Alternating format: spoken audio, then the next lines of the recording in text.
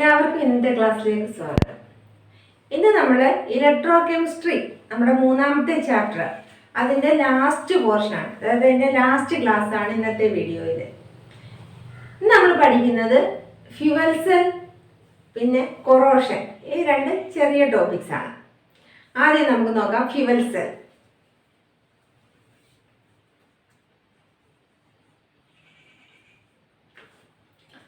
Fuel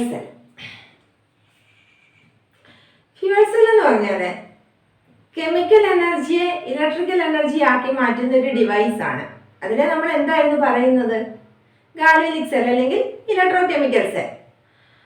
അപ്പോൾ fuel cell എന്ന് പറഞ്ഞാൽ it's an electro chemical cell or it's A galvanic cell. ഇവിടെ നടക്കുന്ന റിയാക്ഷൻ എന്ന് പറഞ്ഞാൽ ചെറിയ മോളിക്യൂൾസ്, ഹൈഡ്രജൻ, മീഥെയ്ൻ, മെഥനോൾ പോലുള്ള ചെറിയ മോളിക്യൂൾസിന്റെ കമ്പസ്റ്റൻ ആണ്. കമ്പസ്റ്റൻ എന്ന് പറഞ്ഞാൽ എന്താണ്? Reaction with oxygen. അപ്പൊ ഇത് കമ്പസ്റ്റൻ ഉണ്ടാകുന്ന എനർജി, അതിന് എനർജിയാണ് കെമിക്കൽ എനർജി. അതിനെ ഡയറക്റ്റ് ഇലക്ട്രിക്കൽ എനർജി ആക്കി മാറ്റുകയാണ് ഫ്യൂവൽ സെൽ ചെയ്യുന്നത്. അപ്പൊ നമുക്ക് ഫ്യൂവൽ സെൽ എന്താണെന്ന് എങ്ങനെ പറയാം? They are electrochemical cells അല്ലെങ്കിൽ galvanic cells in which the energy of combustion of fuels like ഏതൊക്കെ ഫ്യൂവലുകൾ നമ്മൾ പറഞ്ഞത്? Hydrogen, methane, methanol etcetera are directly converted into electrical energy. Hydrogen, methane, methanol പോലുള്ള ചെറിയ മോളിക്യൂൾസ് കത്തുമ്പോഴുണ്ടാകുന്ന, കമ്പസ്റ്റ് ചെയ്യുമ്പോഴുണ്ടാകുന്ന എനർജിയെ ഡയറക്റ്റ് ഇലക്ട്രിക്കൽ എനർജി ആക്കി മാറ്റുന്ന ഡിവൈസാണ് ഫ്യൂവൽ സെൽ എന്ന് പറയുന്നത്. ഓക്കെ, ഇപ്പൊ നമ്മുടെ അപ്പോളോ സ്പേസ് പ്രോഗ്രാമിലൊക്കെ ഉപയോഗിച്ചത് ഫ്യൂവൽ സെല്ലുകളാണ്. അവിടെ ഉപയോഗിച്ച ഫ്യൂവൽ സെല്ലാണ് ഹൈഡ്രജൻ ഓക്സിജൻ ഫ്യൂവൽ സെൽ. പല ഉപയോഗിക്കുന്ന ആ ഫ്യൂവലിന്റെ വ്യത്യാസത്തിനനുസരിച്ച് പലതരം ഫ്യൂവൽ സെല്ലുകളുണ്ട്. ഈ അപ്പോളോ സ്പേസ് പ്രോഗ്രാമിൽ ഉപയോഗിച്ച fuel cell hydrogen oxygen fuel സെല്ലാണ്. Hydrogen oxygen fuel cell, hydrogen oxygen fuel സെല്ലാണ്. നമുക്ക് ഇതിന്റെ ഒരു കൺസ്ട്രക്ഷൻ നോക്കാം. ഹൈഡ്രജൻ ഓക്സിജൻ ഫ്യൂവൽ സെല്ലിന്റെ ഇവിടെയാണെങ്കിൽ 3 കമ്പാർട്ട്മെന്റ് ആയിട്ടാണ് ഇതിനെ തിരിച്ചിരിക്കുന്നത്. ഹൈഡ്രജൻ ഓക്സിജൻ ഫ്യൂവൽ സെല്ലിന് ഇത് ആനോഡിക് കമ്പാർട്ട്മെന്റ്, ഇത് കാഥോഡിക് കമ്പാർട്ട്മെന്റ്, ഇത് മിഡിൽ കമ്പാർട്ട്മെന്റ്. ഇങ്ങനെ വരും. ഇവിടെ ആനോഡിക് കമ്പാർട്ട്മെന്റിലൂടെ ഹൈഡ്രജൻ ഗ്യാസും കാഥോഡിക് കമ്പാർട്ട്മെന്റിലൂടെ ഓക്സിജൻ ഗ്യാസും ബബിൾ ചെയ്യും. ഇവിടെ ഉപയോഗിക്കുന്ന ഇലക്ട്രോഡ്സ് എന്ന് പറഞ്ഞാൽ കാർബൺ ഇലക്ട്രോഡ്സ് ആണ്, പോറസ് കാർബൺ ഇലക്ട്രോഡ്സ് ആണ്. ഇനി അതിന്റെ ആക്ടിവിറ്റി കൂട്ടാൻ വേണ്ടിയിട്ട്, റിയാക്ഷൻ കുറച്ചുകൂടെ വേഗത്തിൽ നടക്കാൻ വേണ്ടിയിട്ട് പ്ലാറ്റിനം, പലേഡിയം പോലുള്ള മെറ്റൽസ്, അത് ഫൈനലി ഡിവൈഡഡ് മെറ്റൽസ് അതിനകത്ത് ഇൻകോർപ്പറേറ്റ് ചെയ്തിട്ടുണ്ടായിരിക്കും. അതിന്റെ ആക്ടിവിറ്റി കൂട്ടാൻ, സർഫസ് ഏരിയ കൂട്ടിയിട്ട് ആക്ടിവിറ്റി കൂട്ടാൻ വേണ്ടിയിട്ട്. അപ്പൊ ഇത് ആനോഡിക് കമ്പാർട്ട്മെന്റ്, ആനോഡ്. ഇത് കാഥോഡിക് കമ്പാർട്ട്മെന്റ്, കാഥോഡ്. ഇത് മിഡിൽ കമ്പാർട്ട്മെന്റ്. ഇവിടെയാണ് റിയാക്ഷൻ നടക്കുന്നത്.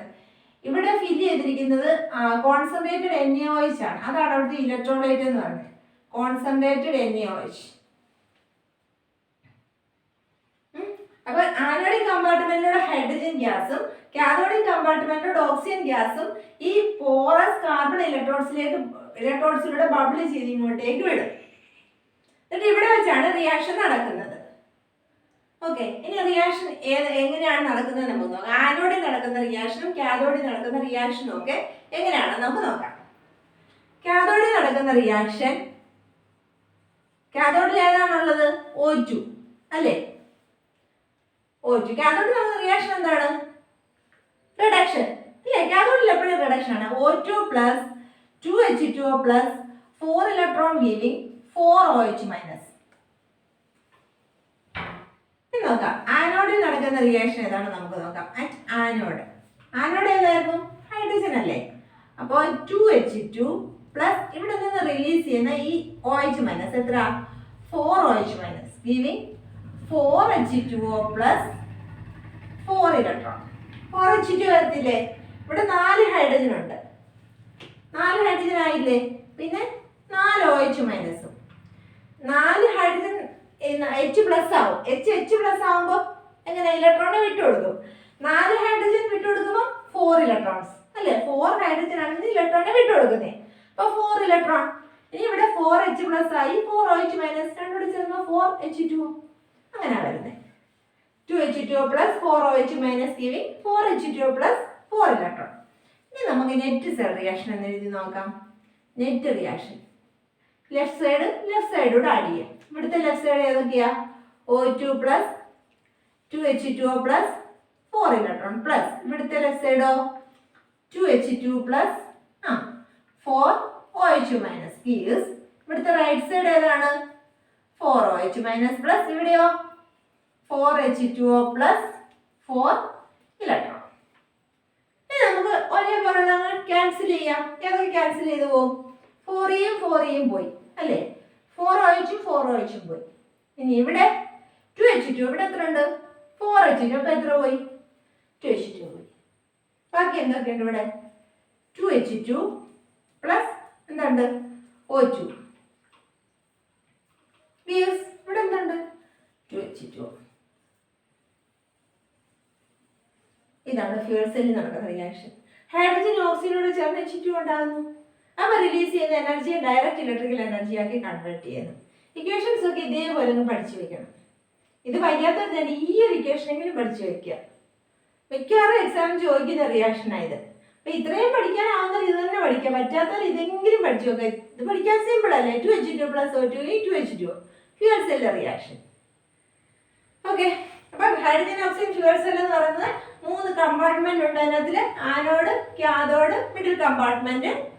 ആനോഡിലൂടെ ഓക്സിജൻ ഗ്യാസും കാഥോഡിലൂടെ ഹൈഡ്രജൻ ഗ്യാസും കടത്തിവിടുന്നു. ഉപയോഗിക്കുന്ന ഇലക്ട്രോഡ്സ് കാർബൺ ഇലക്ട്രോഡ്സ് ആണ്. അതിൻ്റെ ആക്ടിവിറ്റി കൂട്ടാൻ വേണ്ടിയിട്ട് അതിനകത്തിൽ പ്ലാറ്റിനം, പലേഡിയം പോലുള്ള മെറ്റൽസ് പൗഡേർഡ് ആക്കി അതിനകത്തിൽ ഇൻകോർപ്പറേറ്റ് ചെയ്തിട്ടുണ്ടായിരിക്കും.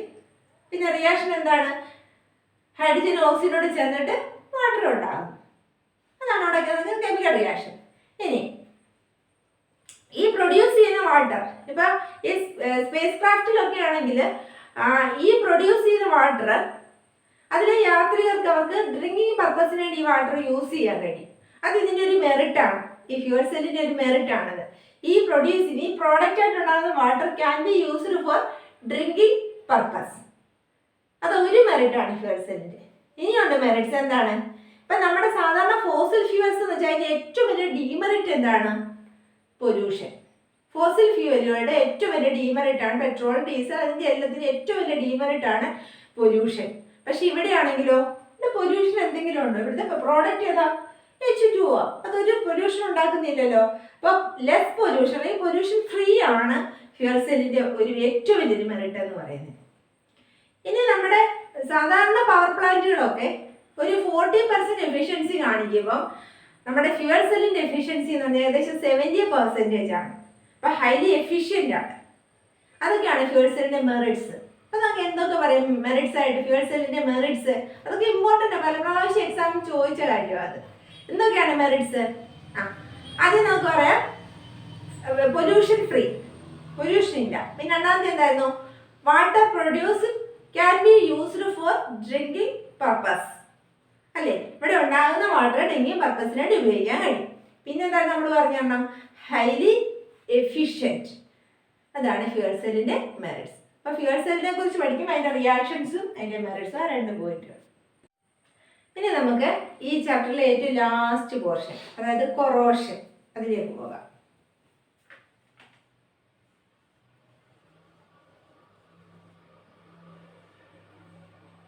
കൊറോഷൻ എന്താണ്? കൊറോഷൻ നമുക്കൊക്കെ തന്നെ വളരെയധികം ബുദ്ധിമുട്ടുണ്ടാക്കുന്ന ഒരു സംഭവമാണ്. ഇപ്പോൾ വീടുകളിലായാലും വ്യവസായശാലകളിലായാലും മറ്റ് പലയിടങ്ങളിലും ഒരു എന്താണ് പ്രശ്നം ഉണ്ടാക്കുന്ന ഒരു പ്രോബ്ലം സൃഷ്ടിക്കുന്ന സംഗതിയാണ് ഈ കൊറോഷൻ എന്ന് പറയുന്നത്. എന്താണ് കൊറോഷൻ? നമുക്ക് ഏറ്റവും ചുരുക്കി പറയാം, മെറ്റലുകളുടെ ദ്രവീകരണമാണ് കൊറോഷൻ എന്ന് പറയുന്നത് ശരിക്കും പറഞ്ഞാൽ. അതിന് നമ്മൾ ഉദാഹരണങ്ങളുണ്ടല്ലോ, വീട്ടിലൊക്കെ തന്നെ കാര്യങ്ങളുണ്ടല്ലോ. എന്തൊക്കെയാ? ഇരുമ്പ് തുരുമ്പ് പിടിക്കുന്നത്, അതായത് റസ്റ്റിംഗ് ഓഫ് അയൺ, അതൊരു കൊറോഷനാണ്. പിന്നെ ഏതാണ്? ടാർണിഷിങ് ഓഫ് സിൽവർ. ഇപ്പൊ കണ്ടിട്ടില്ലേ കൊലുസ് ഒക്കെ കുറെ നാൾ കുട്ടികൾ കാലിലൊക്കെ കൊലുസ് ഇട്ട് കഴിയുമ്പോൾ അതിനൊരു ബ്ലാക്ക് കോട്ടിങ് അതിലുണ്ടാകുന്ന കണ്ടിട്ടില്ലേ? അതാണ് ടാർണിഷിങ് ഓഫ് സിൽവർ. പിന്നെ ഓട്ടുപാത്രങ്ങളിലൊക്കെ ക്ലാവ് പിടിക്കുന്നത്, formation of green coatings on copper and zinc pot, അതൊക്കെ കൊറോഷൻ എക്സാമ്പിളാണ്. ഈ കൊറോഷൻ കാരണം ശരിക്കും പറഞ്ഞാൽ ഒരു രാജ്യത്തിന് കോടികളുടെ നഷ്ടമാണ് ഒരു വർഷം സംഭവിക്കുന്നത്. അതായത് വലിയ വ്യവസായശാലകളിലെയൊക്കെ മെഷീനറികൾ, പിന്നെ ബ്രിഡ്ജുകൾ, പിന്നെ ഷിപ്പിൻ്റെയൊക്കെ ഭാഗങ്ങൾ, ഇതൊക്കെ കൊറോഷൻ സംഭവിക്കുമ്പോൾ കോടിക്കണക്കിന് രൂപയുടെ നഷ്ടമാണ് സംഭവിക്കുന്നത്.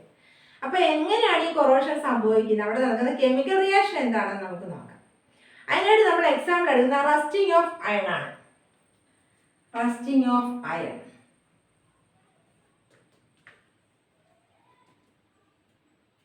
ശരിക്കും ഈ അയണിന്റെ റസ്റ്റിംഗ് എന്ന് പറഞ്ഞാൽ വളരെ കോംപ്ലക്സ് ആയിട്ടുള്ള കെമിക്കൽ റിയാക്ഷൻസ് ആണ് അവിടെ നടക്കുന്നത്.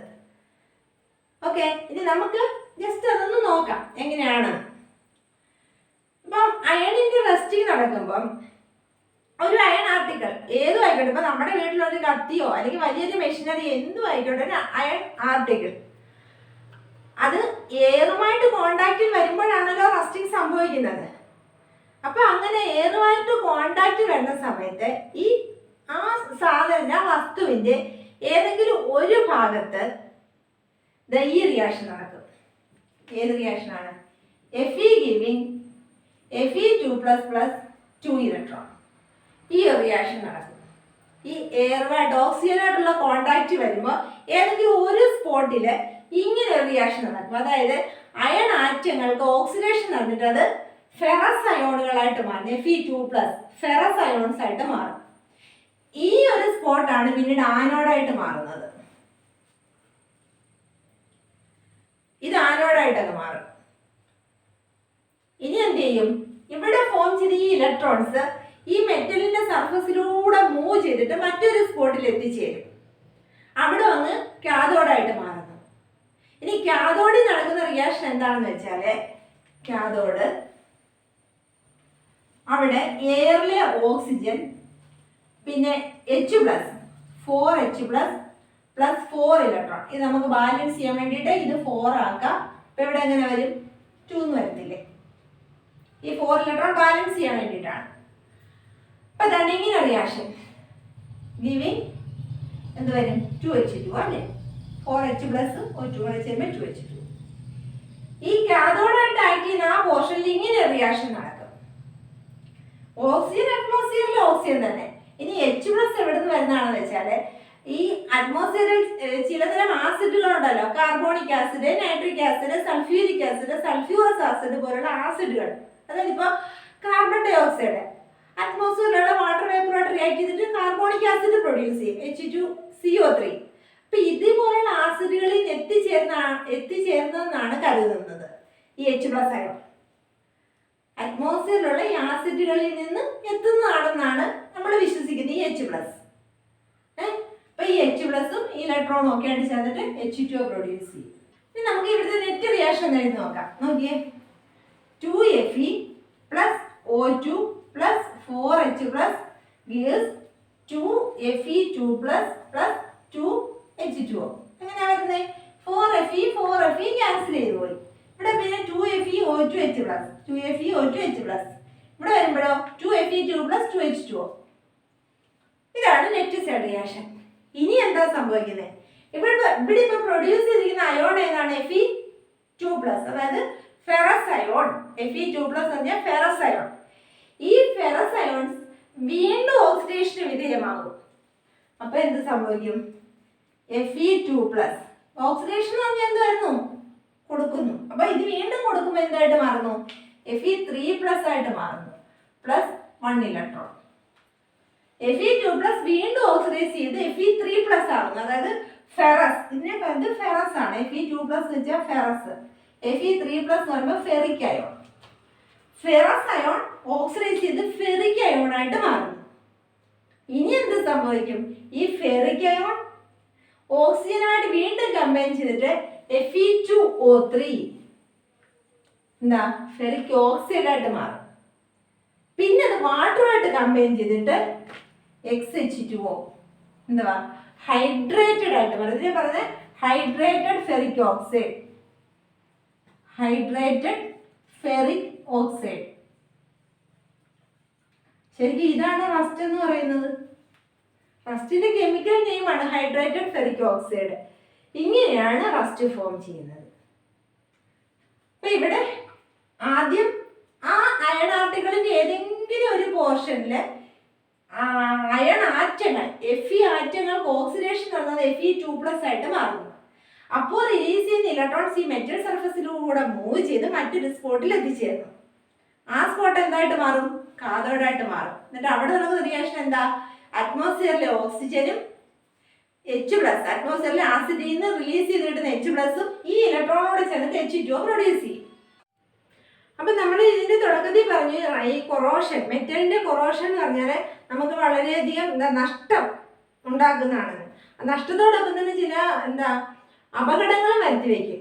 ഇപ്പൊ ബ്രിഡ്ജൊക്കെ തുരുമ്പ് പിടിക്കുവാണെങ്കിലേ അതൊക്കെ ചില ആക്സിഡന്റിലോട്ടും ഒക്കെ വഴിതെളിക്കില്ലേ. അപ്പൊ ഇതൊക്കെ ഒഴിവാക്കാൻ വേണ്ടിയിട്ട് ഈ കൊറോഷൻ എങ്ങനെ നമുക്ക് പ്രിവെന്റ് ചെയ്യാം, മെറ്റലിന്റെ കൊറോഷൻ പ്രിവെന്റ് ചെയ്യാനുള്ള മെത്തേഡ്സ് എന്തൊക്കെയാണെന്ന് നോക്കാം. ശരിക്കും കൊറോഷൻ സംഭവിക്കുന്നത് എങ്ങനെയാണ്? അറ്റ്മോസ്ഫിയറിലെ ഓക്സിജനുമായിട്ട് ഡയറക്റ്റ് കോണ്ടാക്റ്റിൽ വരുന്നതുകൊണ്ടാണല്ലോ കൊറോഷൻ നടക്കുന്നത്. അപ്പൊ നമുക്ക് എന്ത് ചെയ്യാൻ പറ്റും? ഈ ഡയറക്റ്റ് കോണ്ടാക്റ്റ് ഒന്ന് ഒഴിവാക്കാം അല്ലേ? അതിന് വേണ്ടിയിട്ട് എന്ത് ചെയ്യാം? മെറ്റല് പെയിന്റ് ചെയ്യാം, മെറ്റൽ സർഫസ് പെയിന്റ് ചെയ്യാം. അതുപോലെ തന്നെ മെറ്റൽ സർഫസിലെ ചില കെമിക്കൽസ്, ബിസ്ഫിനോൾ പോലുള്ള ചില കെമിക്കൽസ് പൂശാം. അതും ഈ എയറുമായിട്ടുള്ള കോണ്ടാക്റ്റ് തടയും. അതൊരു മെത്തേഡാണ്. രണ്ടാമത്തെ മെത്തേഡ് എന്ന് പറഞ്ഞാൽ ഈ മെറ്റലിന്റെ സർഫസിൽ ഒരു ഇനേർട്ട് മെറ്റൽ, റിയാക്ടിവിറ്റി ഇല്ലാത്ത ഒരു മെറ്റൽ കൊണ്ട് ഇതിന്റെ പുറത്തങ്ങ് കോട്ട് ചെയ്യാം, കവർ ചെയ്യാം. റിയാക്റ്റീവ് അല്ലാത്ത ഒരു മെറ്റൽ കൊണ്ട് നമുക്ക് ഏതിനാണോ സംരക്ഷിക്കേണ്ടത് ആ മെറ്റൽ സർഫസ് അങ്ങ് കവർ ചെയ്യാം. മൂന്നാമത്തേന് സാക്രിഫീഷ്യൽ പ്രൊട്ടക്ഷൻ എന്ന് പറയും. ഒരാൾ സാക്രിഫൈസ്, ത്യാഗം സഹിച്ചുകൊണ്ട് പ്രൊട്ടക്ട് ചെയ്യുക, സാക്രിഫീഷ്യൽ പ്രൊട്ടക്ഷൻ. അതെന്ന് പറഞ്ഞാൽ ഇപ്പൊ നമുക്ക് അയണിനെയാണ്, അയൺ ആർട്ടിക്കിളിനെയാണ് പ്രൊട്ടക്ട് ചെയ്യേണ്ടതെന്ന് വെച്ചോ. അപ്പൊ എന്ത് ചെയ്യും? അയണിനേക്കാൾ റിയാക്ടിവിറ്റി ഉള്ള സിങ്ക്, മഗ്നീഷ്യം പോലുള്ള ഒരു മെറ്റലുമായിട്ട് ഈ അയൺ ആർട്ടിക്കിളിനെ ഞാൻ കോണ്ടാക്റ്റിൽ വരുത്തും. അപ്പൊ കൊറോഷൻ സംഭവിക്കുന്ന ഏതിനായിരിക്കും? മറ്റേത് മോർ റിയാക്റ്റീവ് ആയതുകൊണ്ട് അവിടെ ആയിരിക്കും ഓക്സിഡേഷൻ ഒക്കെ നടക്കുന്നത്. അപ്പൊ അതിനങ്ങ് കൊറോഷൻ സംഭവിച്ച് അതങ്ങ് നശിച്ചു പോകും. വീണ്ടും ആ സാധനം, ആ സാക്രിഫിഷ്യൽ പ്രൊട്ടക്ഷന് വേണ്ടി നമ്മൾ ഉപയോഗിച്ച വസ്തു ഏതാണോ അത് വീണ്ടും വീണ്ടും നമ്മൾ പുനഃസ്ഥാപിച്ചുകൊണ്ടിരുന്നാൽ മതി. അങ്ങനെ നമുക്ക് ഈ അയൺ ആർട്ടിക്കിളിനെ, അത് വലിയ മെഷീനറികളുടെ ഒക്കെ കാര്യത്തിലാണത് ഈ സാക്രിഫിഷ്യൽ പ്രൊട്ടക്ഷൻ അപ്ലൈ ചെയ്യാൻ പറ്റുന്നത്. അപ്പൊ ഇതൊക്കെയാണ് കൊറോഷൻ പ്രിവെന്റ് ചെയ്യാനുള്ള മെത്തേഡ്സ്. പെയിന്റിംഗ് ഉണ്ട്, പിന്നെ കോട്ടിംഗ് ഓഫ് സർട്ടൻ കെമിക്കൽസ്, പിന്നെ എന്തായിരുന്നു കവറിംഗ് വിത്ത് ഇനേർട്ട് മെറ്റൽ, പിന്നെ സാക്രിഫിഷ്യൽ പ്രൊട്ടക്ഷൻ. അതൊക്കെയാണ് കൊറോഷൻ ഒഴിവാക്കാനുള്ള മെത്തേഡ്സ്. അപ്പൊ ഇതോടുകൂടി നമ്മുടെ ഇലക്ട്രോ കെമിസ്ട്രി എന്ന് പറയുന്ന ചാപ്റ്റർ ഇവിടെ തീർന്നിരിക്കുകയാണ്. കുറച്ച് ലെങ്തി ആയിരുന്നു ചാപ്റ്റർ അല്ലേ?